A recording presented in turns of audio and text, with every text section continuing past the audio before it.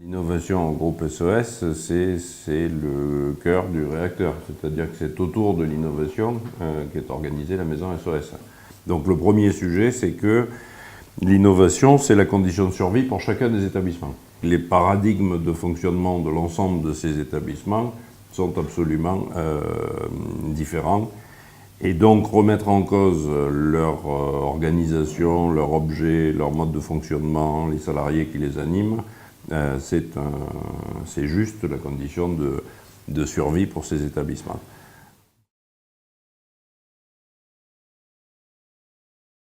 Le groupe SOS n'a jamais eu de stratégie ni de vision, ni le groupe ni son fondateur. Et l'idée n'a jamais été de dire voilà ce qu'on va devenir dans 5 ans, ou voilà là où on veut aller.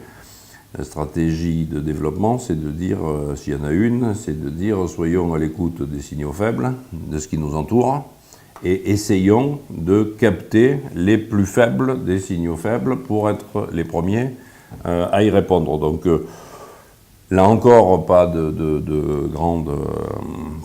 grande révolution, hein, c'est-à-dire que ça nous a permis de comprendre sans doute avant d'autres que l'hybridation des revenus était un sujet majeur parce que les ressources publiques allaient devenir aussi rares que l'eau et que, étant une denrée rare, il fallait aller chercher ailleurs.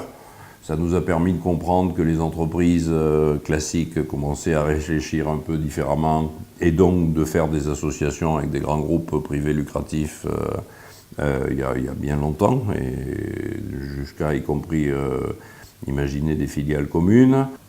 Nous, on expérimente tout, on est très pragmatique. On a une idée, on voit, on développe, on évalue. Voilà. Et c'est à partir de ça qu'on va valider ou pas la diffusion plus générale. Un véritable dispositif bottom-up qui part de la totalité des salariés de la maison, considérant que celui qui était le mieux placé pour ressentir la nécessité de l'évolution, c'est quand même celui qui était auprès de l'usager.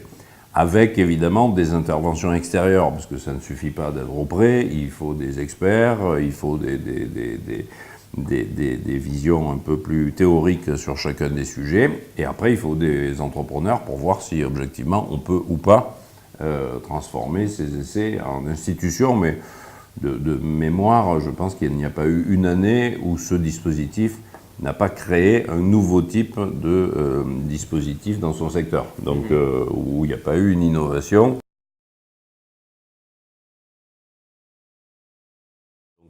On est dans un moment où les grandes boîtes ont compris qu'il fallait revenir à ces fondamentaux-là et que dans un certain nombre de cas, le plus simple pour construire un produit qui va bien au client, on peut le construire avec le client. C'est-à-dire qu'on peut réfléchir avec des clients éventuels sur les choses dont ils ont besoin. La matière dont on parle, c'est l'humain, et que donc c'est toujours plus incertain que si vous fabriquez de la lessive en poudre. Il n'y a pas de formule définitive.